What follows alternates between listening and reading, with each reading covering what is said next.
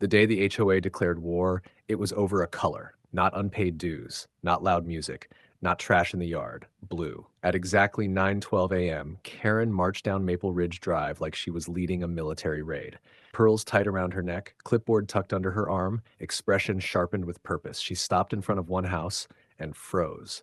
The front door was cobalt blue, bold, calm, beautiful, and in Karen's world, illegal. Within 15 minutes, the man who lived there found a fluorescent orange violation notice taped across his door like a scarlet letter. Fine, $500. Reason, unauthorized color deviation. Deadline, 48 hours. Neighbors peeked through blinds. Group chats exploded. And Karen, she didn't just fine him. She walked door to door whispering that the man was lowering property values and disrupting neighborhood harmony. She wanted humiliation. She wanted obedience. She wanted fear. What she didn't know, that blue door wasn't an accident, and the man she targeted wasn't new to pressure. By sunset, the entire street would be watching. By sunrise, Karen would wish she'd ignored that door, because this wasn't about paint. It was about control, and she had just picked the wrong person to control. By noon, Karen made it theatrical. She didn't send an email. She didn't wait for a board vote. She called an emergency curbside review right there, in front of everyone. Folding chair, clipboard, printed bylaws highlighted in yellow like scripture. The man stood calmly beside his blue door while Karen read the violation out loud, voice dripping with authority. Section 4.2, approved exterior palette, beige, sand, taupe, and muted cream. Then she looked up and smiled. You were warned. He hadn't been. Gasps moved through the small crowd gathering on the sidewalks, neighbors pretending to check mail, kids hovering on bikes, phones discreetly recording. Then Karen escalated it. If the fine isn't paid within 48 hours, she announced, we will place a lien on the property. A lien over paint. And then the humiliation. She gestured to the door like it was contaminated.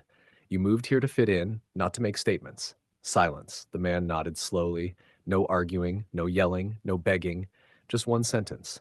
Are you sure this is what you want to do? Karen laughed. Oh, I'm very sure. She signed the fine in thick black ink, dramatic, final. But 3 houses down, someone had already made a phone call, and by evening, Karen's certainty would start to crack. If you're enjoying this story so far, make sure you like, share, and subscribe, and tell us in the comments where you're watching from. By 6 p.m., Maple Ridge Drive didn't look the same. It started quietly.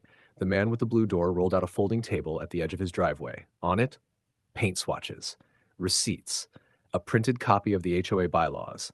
Neighbors drifted over in twos and threes, not to mock him, to read. Section 4.2 did list approved colors, but buried beneath it in smaller print was an amendment clause.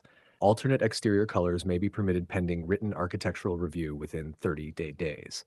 He had submitted the request 32 days ago, no response, which according to Section 1.7, administrative silence, meant approval by default. Karen had fined him without processing the request, without a vote, without authority. By sunset, something shifted. Across the street, a ladder went up, then another.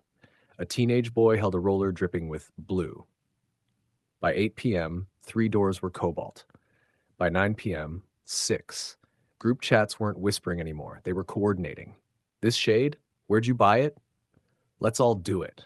No vandalism, no shouting, just synchronized defiance. Karen drove past slowly.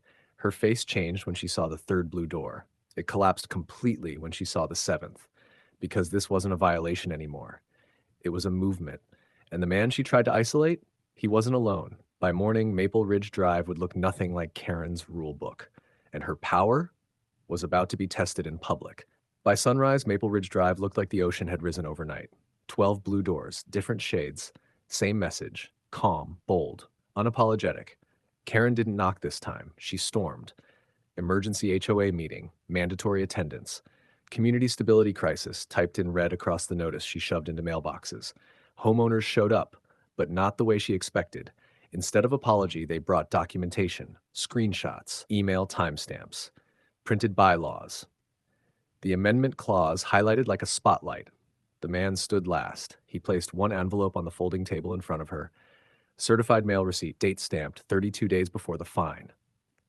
Then he spoke clearly enough for everyone to hear. You ignored a lawful request, you issued an illegal fine, and you publicly threatened a lien without board approval. Silence. Someone in the back added, "That's abuse of authority." Another voice, "And selective enforcement." Karen tried to speak. Her voice cracked because three board members were now flipping through the bylaws, realizing she had bypassed procedure. The vote happened fast. Motion to rescind the fine, motion to issue a formal apology, motion to call for a leadership review. All passed. Unanimous. By noon, the violation notice was gone. By evening, Karen's resignation email hit every inbox. And the street, it kept its blue doors. Because sometimes the boldest rebellion isn't loud, it's coordinated. If this story opened your eyes, like, share, and subscribe, and tell us in the comments where you're watching from.